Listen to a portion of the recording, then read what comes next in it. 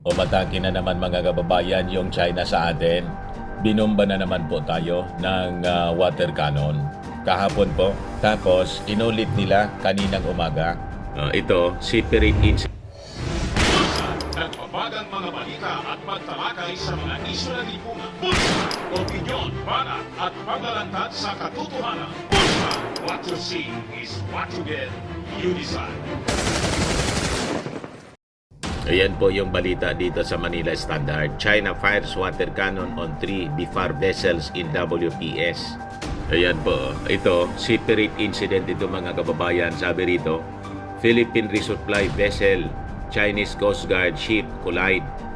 Ayan po. So, malamang nag-collide ang resupply vessel natin with Chinese Coast Guard kasi siguradong blinak na naman po tayo para i-prevent yung ating resupply mission na makapaghatid ng pagkain sa ating mga sundalo doon sa Ayungin Shoal. But before ko mga kababayan ibigay sa inyo yung full story, click subscribe muna dito sa ating YouTube channel and hit the notification bell para lagi po kayong updated sa mga kaganapan dito sa ating bansa. Like and share na rin po ninyo ng ating video. At huwag na rin po ninyo mga kababayan na skip yung ating mga commercial ads para tuloy-tuloy lang po ang pag-unlad ng bagong Pilipinas. So ito yung nauna mga kababayan. This happened nung Sabado. Binomba na naman po tayo yung tatlong BIFAR vessels po. Binomba ng water cannon ng mga Chinese. Ayan po mga kababayan. Yan yung nakuhang picture ng Philippine Coast Guard.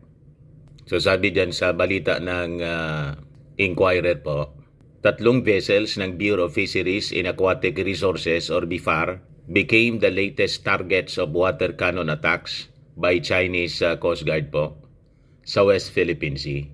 Sabi ng National Task Force for West Philippine Sea or NTF-WPS, they vehemently condemn the illegal and aggressive actions na ginawa ng Chinese Coast Guard and the Chinese Maritime Militia against BIFAR boats na ang sabi, mga kababayan, on their way to bring supplies sa ating mga Filipino fishermen. So yung supplies po para sa mga Filipino fishermen na malapit sa Bajo de Masinloc, sa Scarborough Shoal, malapit sa Zambales Province. According to the task force, yung Dato Sunday, Dato Mangrao, and Dato Tamblot, nasa regular humanitarian and support mission ang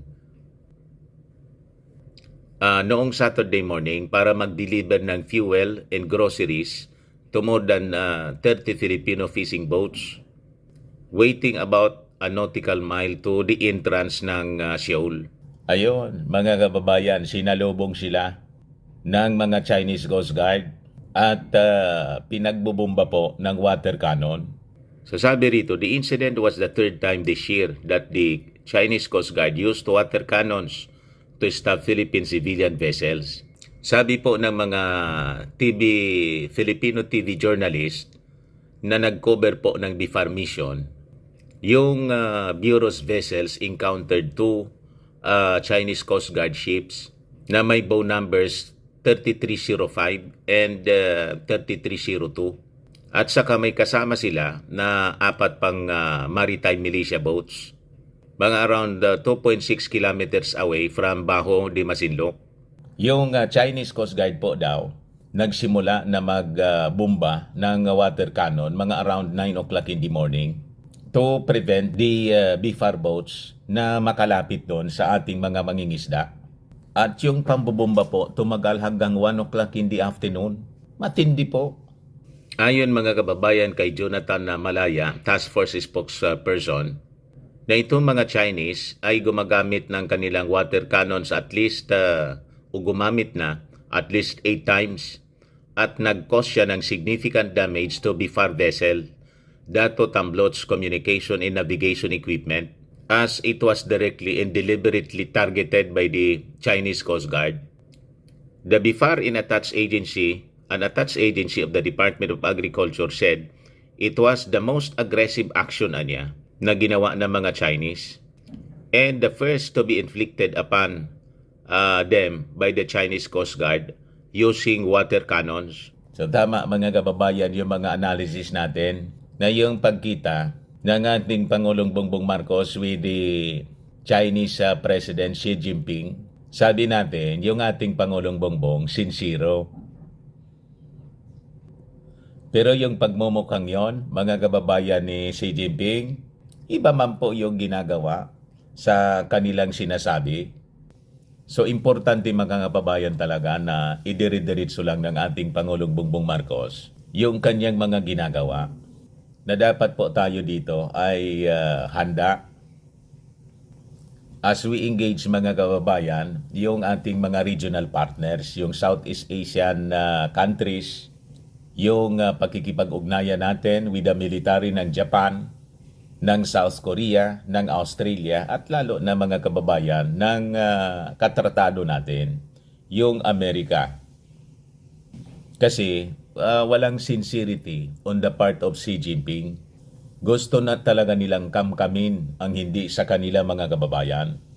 At inulit pa nila mga kababayan, kaninang umaga lang, ito yung latest. Sabi dyan, Philippine resupply vessel, Chinese Coast Guard ship collide. A Philippine resupply vessel collided with the China Coast Guard ship on Sunday. So ngayong umaga lang, Philippine resupply mission to Ayungin Shoal. So this is a separate incident kasi ito sa Ayungin Shoal at yung resupply mission ito para sa ating mga sundalo na nakatalaga doon sa isinadsad na BRP Sierra Madre natin. So sabi dyan, this was confirmed to Manila Times by United States-based security expert Ray Powell based on monitoring through the use of automatic information system. The incident at 6:39 a.m. ngayong Sunday involved Philippine resupply vessel UNISA May 1 and Chinese Coast Guard 2156 o 556. So sabi rito, the Philippine government has yet to issue a statement about the incident. Yung banggaan mga kababayan happened a day after the Chinese ships water cannon the 3 Philippine vessels off the Bajo de Masinloc or Scarborough Shoal. The 3 vessels were on the way to provide oil subsidies and groceries to Filipino fishing vessels. So yun po, very brief pa yung story. Wala pang masyadong detalye kasi kani-kanina lang po na nangyari. Around 6 o'clock in the morning. Pero as usual, mga kababayan, hindi man po tayo nagpapasindak. And in fact, we have our Christmas convoy na papunta po sa Ayungin Shoal para magbigay ng mga Christmas gift sa ating mga kasundaluhan doon. Yan po, Christmas convoy as to skirt Ayungin.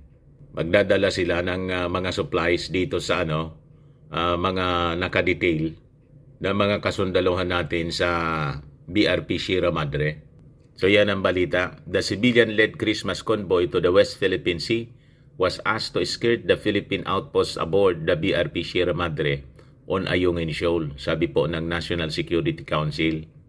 As Chinese ships massed in contested area days before the convoy sailed. The NSC said it did not give the group calling itself Atin Ito permission to drop off the gifts and donations to the Filipino troops in Sierra Madre for security reasons. Pero sabi ng NSC, it allowed the convoy to visit Pag-asa Island to turn over the goods that would later be delivered to the troops in Sierra Madre in the next rotation and resupply mission. The supplies consist of Noche Buena packs, solar lamps, sacks of rice, canned goods, hygiene kits, gadgets, and toys. Pero ang sabi, tuloy-tuloy sila, mga kababayan. Di, kamusta niya Mr. Marabilia si Inday? May statement man lang tungkol dito sa mga latest incidents sa West Philippine Sea. As usual po, wala. Busy si Inday sa pagpapapugi. Ang statement niya tungkol doon sa top notcher ng DepEd po sa survey ng Tugon. Ay, Tugon. Okta pala. Yung Okta Research. Most trusted daw siya. Ayun na, sabi rito sa Impact Leadership, most trusted and top performing government agency. Vice President and Education Secretary Sara Duterte has expressed gratitude to the Filipino people and lauded the Department of Education, personnel and partners after DepEd was recognized as the most trusted and top performing government agency in the Okta Research third quarter 2020 tugon nga 2023 tugon ng masa nationwide survey. Sabi niya, taos puso po akong nagpapasalamat sa mamamayang Filipino para sa patuloy na tiwala at suporta na binibigay ninyo sa DepEd. Ito ay bunga ng kapit-bisig na pagtutulungan at pinagsama-samang kakayahan tungo sa iisang mitiin ng mga taong may pagmamahal sa bansa. Ang pagkilala na ito ay ang pagkilala sa dedikasyon at puso sa serbisyo publiko ng ating mga guro, kawani, parents, supports group, private partners, at stakeholders na nagkakaisang magbigay pugay sa lahat ng ating mga guro, kawani at partners sa palaging bukas palad na maglilingkod sa bayan. Sara Duterte, Vice President, Secretary of Education. Iyong Okta Research po, na pag-alaman niya ay isa sa mga nasa likod, nandiyan mga kababayan sa Okta Research, campaign strategies niya. Doon nakatuon yung kanyang atensyon mga kababayan. Wala man lang tayong narinig kung ano ang kanyang posisyon sa pagmamalabis ng China sa atin dito sa West Philippine Sea. Alam na niya, Mr. Maravillas. Anyway, yan man lang po mga kababayan. Ako po si Dante Maravillas. Bye-bye po. God bless. Kung gusto ninyo po itong itry, Firmax Firming and Lifting Cream. Pinapahid po sa mga pulses in affected area. Mainam po sa paninigas ng mga kaso-kasuan. Ito naman po, Automax Radiant Serum. Sa mukha naman yung application. Anti-aging siya po. You will look 10 years younger than your age. Sa mga cancer patients naman po, baka lang gusto ninyo itong itry. Ning siya red mixed fruit drink. Hindi man po siya gamot, food supplement siya. Kaya lang, gawa siya sa goji berry. Yung goji berry may anti-cancer properties. Okay po? O yung mga inquiries ninyo, dumiretso na lang kayo sa aming messenger sa Facebook para masagot namin agad. Ako po si Dante Maravillas. Bye-bye po. God bless. Sa mga naghahanap pala po ng malinis and spacious fitness gym, bumisita lang po kayo sa aming Colossal Fitness Gym.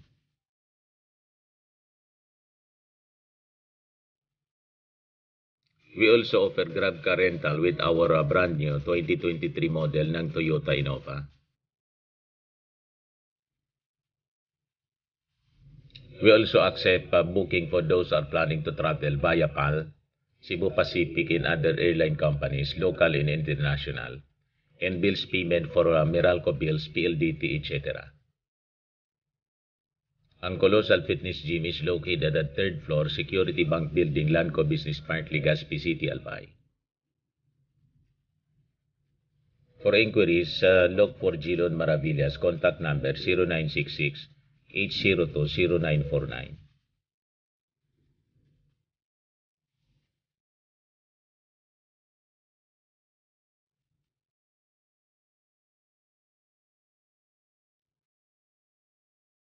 Ayos pa. Ayos na niya, Mr. Maravillas.